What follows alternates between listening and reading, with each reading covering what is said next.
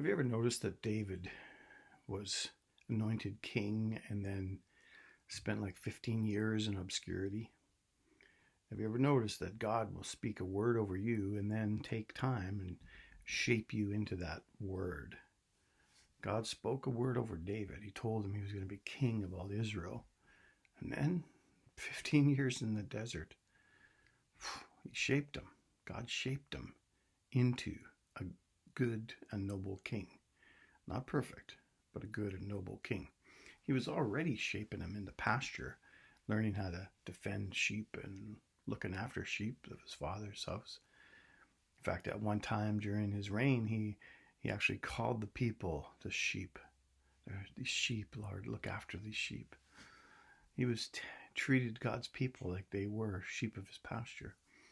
And he was a tender shepherd warrior king.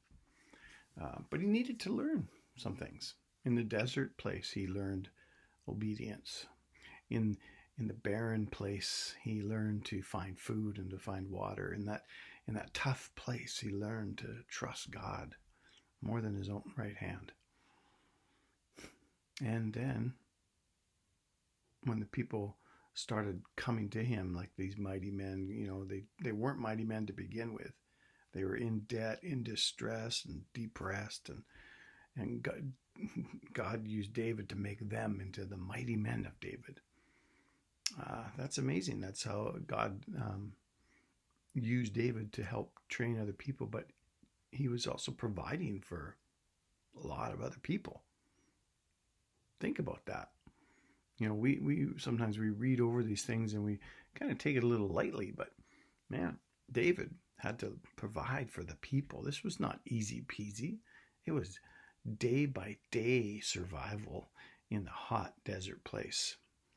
We've been in that hot desert place in Israel, and it is silent and it is hot and it's relentless. But God speaks to people in the desert. Day by day survival, day by day hiding, day by day running from the king. I mean, it's bad enough if somebody dislikes you. But this was the king of Israel, and he wanted to pin David to the wall with a spear. He had tried to do that more than once. He wanted to track him down and murder him because of his jealousy of David. After that triumph over Goliath, the people were singing, "Saul has killed his thousands, woo! David has killed his tens of thousands." That's when the jealousy lit up. That's when he became that monster. And that was enough. He was bent on killing David, taking David out. But God had other plans. He would use the difficult things to strengthen David. He would use the difficult things to shape David into the king whose heart was more for the people than for himself, and more for God than for the people.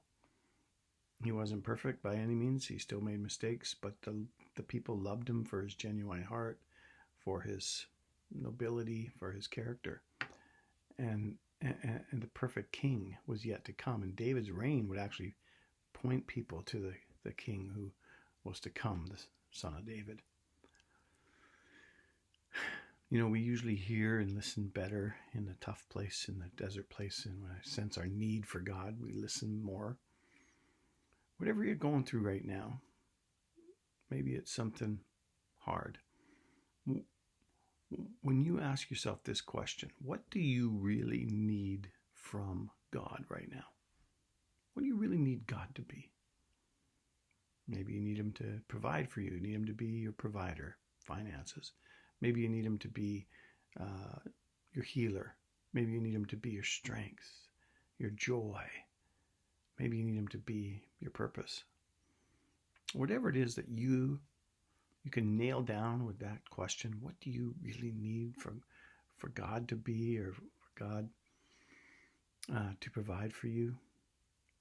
That is very likely the very thing he's trying to teach you about in your life right now. He's using the situations to teach you, to shape you into the person he has called you to be. the person you actually long to be. Let him shape you through the difficult things, with the difficult things. That's where you'll find meaning, in the difficult things.